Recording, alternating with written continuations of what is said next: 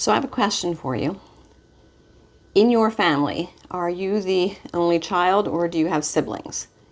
And if you do have siblings, which person has been chosen to be the power of attorney for your parent or parents?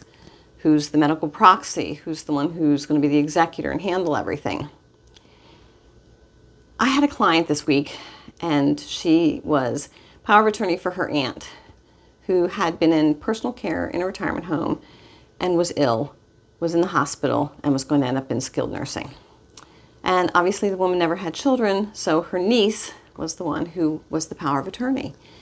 And she and I got into this conversation. Now, I have an older brother. I had a younger brother. He died a few months before my dad did. They both had the C thing. 2021 was not a good year for us. So we talked about the fact that being that person is something that's really hard. Now, I have been my parents' power of attorney and their medical proxy for a long, long time. So, oftentimes families kind of fight over this because one person gets picked to be the one who's going to be the power of attorney. And it can cause hurt feelings because you think, well, why didn't my parents trust me enough to be that person for them? But I want to give you another perspective. It is so hard to be that person who has to make those decisions.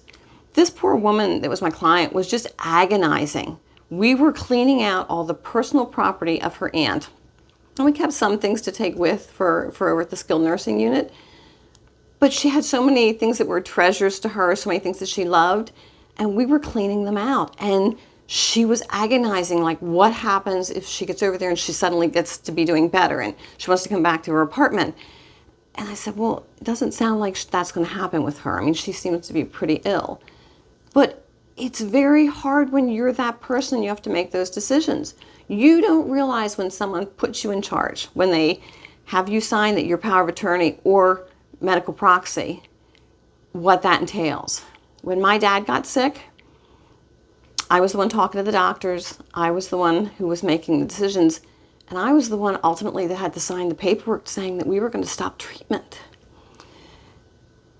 And my mom and my brother, my older brother, were perfectly content to let me make those decisions. Now, obviously, I discussed it with them, but they were hands off, like, okay, yeah, you're the one in charge. You make those decisions. And you don't understand the weight that that has on you when you're the one who has to sign that paperwork. So if that's causing any kind of rift in your family, I want you to think about it, because it's kind of one of those situations like, watch what you ask for, because it's a great honor to have someone trust you literally with their life and everything that it entails. But it's a whole nother thing when you have to act on that.